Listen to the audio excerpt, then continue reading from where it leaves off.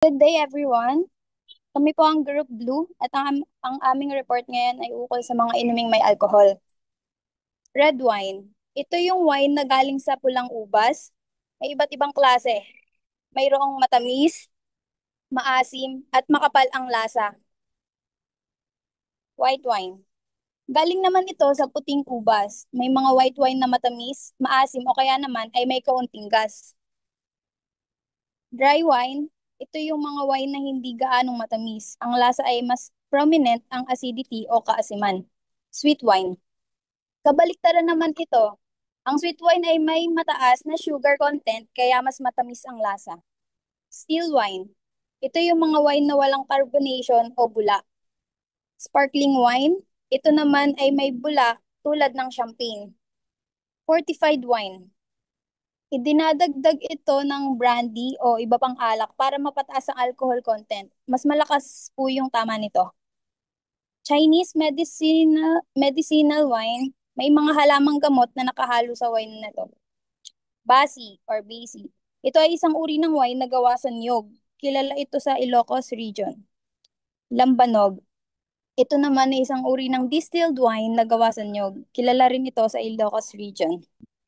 Distilled liquor is also called hard liquor or spirit. It's a type of alcoholic beverage produced through process distillation. This process is separate alcohol from other ingredients or in a fermented liquid resulting in beverage with a higher alcohol concentration. Example nito is yung whiskey. Yung whiskey naman is yung matapang na lasa at amoy nito. Depende sa brand ng whiskey. Kaya magkaiba din yung lasa nito. Like yung Bourbon American Whiskey. Gawa siya sa US. Meron siyang matamis na lasa. Next naman po is yung gin. Gin naman po is kilala ito bilang matapang na lasa at amoy nito. Kaya karaniwang iniinom ito na may halo na juice upang mabawasan ng alcohol. Like yung pagsindi ng gin na may halong nesty. Next naman is rum. Ang rum naman ay isang matamis at lasa ng prutas na nag-iiba depende sa paggawa nito. Maaari siyang maging matamis or matapang depende sa timpla. And last is yung vodka.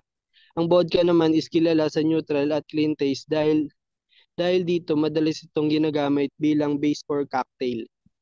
Next reporter. Malt liquors. Malt liquors are alcoholic beverage brewed from malt or a mixture of malt and malt substitutes like rye. They may also contain other cereal grains and starches like grain matters. The addition of hops gives them a characteristic bitter flavor. Ito po yung nalalasahan nating pait kapag po tayo ay may iniinom na alak. Malt liquors boast a history as rich and varied as the beverage themselves. The brewing of malt-based drinks dates back millennia with evidence suggesting early forms existed in ancient Mesopotamia and Egypt. So sa Mesopotamia and Egypt po, dun po ang nagsimula ng evolution ng alak. Yung paano nag-improve, dun po nagsimula.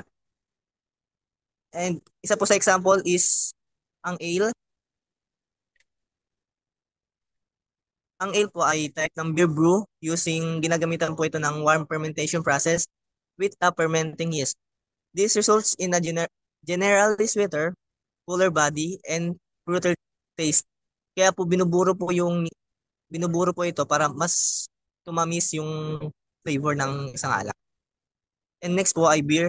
Ang beer po is an alcoholic beverage produced by the fermentation of starches, primarily from cereal grains like barley, wheat, rice, at saka corn. Ang next, ang next po ay stout. Ang stout is a type of dark beer known for its rich, robust flavors and creamy textures. Ito po ay originating in England in the 18th century as a stronger version of porter. It has evolved into a diverse category with numerous substyles. And the last one is porter. Porter is a dark beer style. Same lang sila ng same lang sila ng what? Same lang sila ng stout. Isa rin po siyang dark beer. Ang pinagkaiba lang po nila ay ang stout po ay sa England at ang porter is sa London, England. Initially a blend of different beer types, it evolved into a distinct style characterized by its rich, complex flavors and dark color. Causes of drinking alcoholic beverages. Number one, curiosity.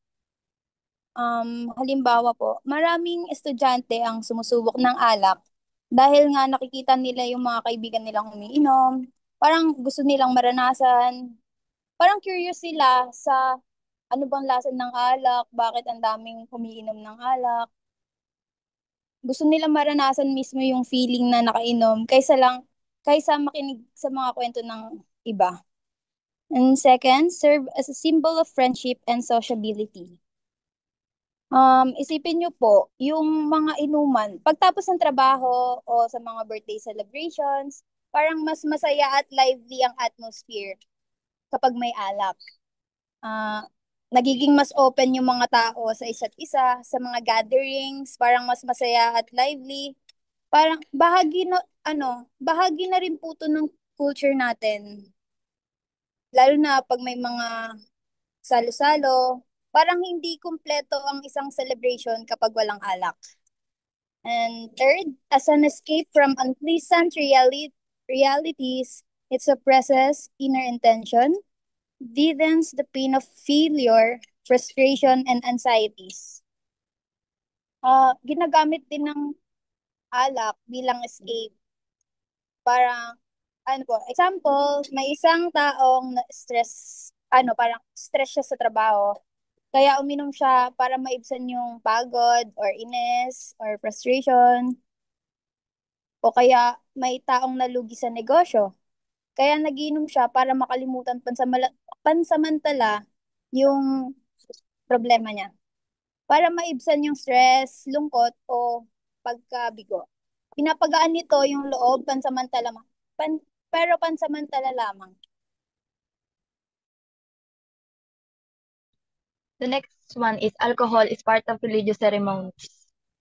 Ito naman po yung kagaya na lamang po sa misa po. Ginagamit po dito yung sa misa is yung red wine. Tapos yung iba pa pong ginagamitan nito is yung kagaya lang po sa mga ritual po. Mga ganun po siya ginagamit.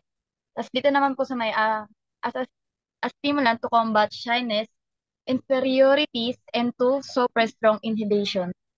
Ito po, yung nagiging cause po ng alak sa katawan natin is yung parang tatanggal po yung pagkahiya natin sa mga nakakasama natin. Kagaya na lamang po na, kunyari, nagkaroon ka ng bagong kaibigan. Sa una po is nahihiya ka pa, napansinin siya. Tapos kung nagkaroon na po kayo ng alak sa katawan or nagkaroon na po ng tama sa katawan yung alak nyo, is nawawala na po yung pagkahiya. Or di kaya nagagawa nyo na yung mga bagay na sa una is nagkakahiyaan pa lang po kayo. Symptomatic changes following ingestion of alcoholic beverage. Stage of excitement. This develops a few minutes after the initial dose of alcoholic drink has been absorbed and has reached the central nervous system. Halimbawa po, nararamdaman mo yung gaan sa dibdib, mas madaldal ka at mas confident ka sa sarili. Mas madali kang makipag-usap sa iba at parang nawala ang pagkailang. Mas handa ka kumanta o sumayaw. Para kang energetic at masaya.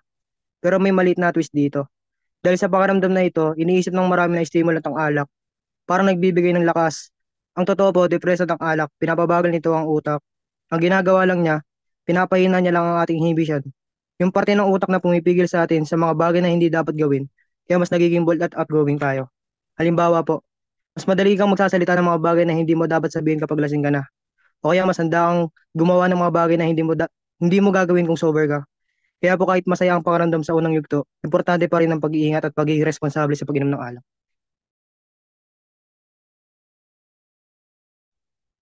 Stage of incoordination, confusion. As the effects of alcohol become more pronounced, the nervous control of the body gradually diminishes. Ang stage of incoordination and confusion ay tumutukoy sa isang antas ng pagkalasing sa alak kung saan nagiging malala ang epekto nito sa utak at nervous system. Perception dahil hindi gumagana ng maayos ang sense, ang coordination ng kalamnan ay may kapansanan na nagpapahirap sa paglalakad o paggawa ng mga gawain ng maayos. Paglasing ka na po, ganun po yung nangyayari, hindi na po yung paglalakad mo, paekis-ekis ka na rin po. Pagduduwal at pagsusuka ay maaaring mangyari dahil sa nakakanais na epekto ng alcohol sa tiyan. confusion set, ang pag-iisip ay nagiging malabo at nalilito. Ang mga function ng puso at paghinga ay maaaring magsimulang magpakita ng mga palatandaan ng pagkabalisa. Ito po yung pag nasobrahan ka po sa alak na pagkainom mo po, then nawawala po yung ano mo, yung parang control pa kapag hindi ka po sanay, kapag nasobrahan ka po sa alak, nagagawa mo po yung mga hindi mo dapat gawin, kagaya po sinabi ni John Axel po. Sa madaling salita, ito ay isang mapanganib na yugto ng pagkalasing kung saan ang parehong mental at physical na control ay nakakalubhang nakakompromisyo. Next po. So, dito naman po tayo sa stage of narcosis or coma. The person passes into a deep sleep and may only respond to strong stimuli. Pupils are dilated, breathing is low, and stertorous pupils are dilated, and reflexes abolished. That may ensue from paralysis of cardiac or respiratory center. So, dito naman po sa huling ito na po yung pinakamalala. Kumbaga, dito po, talagang natuloy ang ano na lasing. Pero, di po natin masasabi na lasing ka lang, pero meron po kasi mga sintomas yan. Yun naman po yung tinatawag dito na dilated pupils. Yun po yung makikita natin na yung normal na mata natin, yung gitnang itim sa mata natin, yun po yung lumalaki. So, tapos, um, ito po yung ano, kahit ano pong gawin sa'yo, nyari, lasing ka na. Kahit anong gawin sa'yo, kahit cording ka, sigawan ka, di ka na po nagigising. And ang masama pa dun, pag talagang lasing na lasing ka na, um, tawag dun, maaring, maaring, di ka na magising kasi nga, sobrang pagkalasing mo, and pwede itong mauwi sa ano, pwede itong mauwi sa paralysis o cardiac arrest. Next.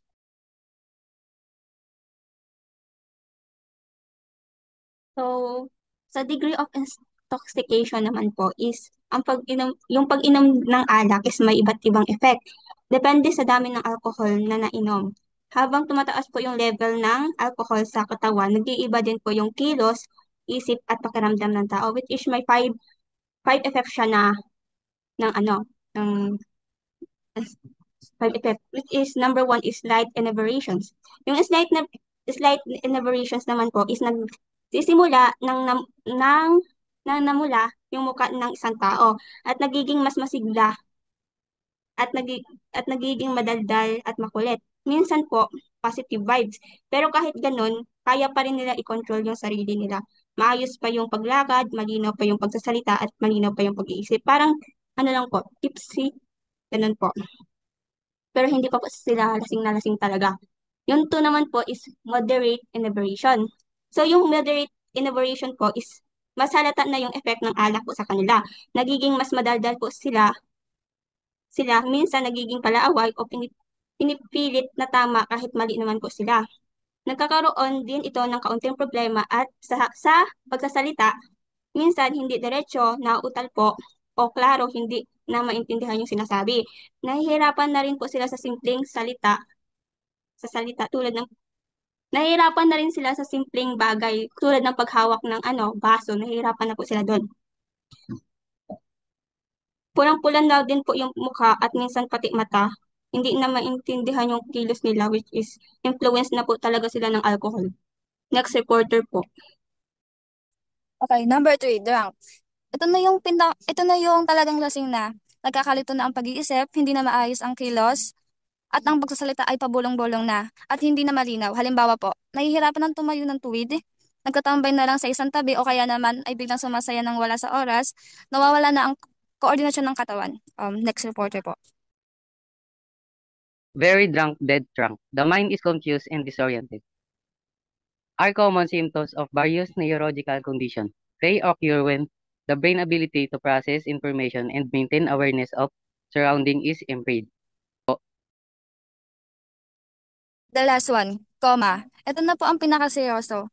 Nawala ng malay ang isang tao at nasa critical ng kondisyon. Kailangan ng agarang pagpapagamot sa ospital. Minsan po kasi mahirap pang ma-distinguish kung coma ba talaga o sobrang lasing lang. Yun lang po.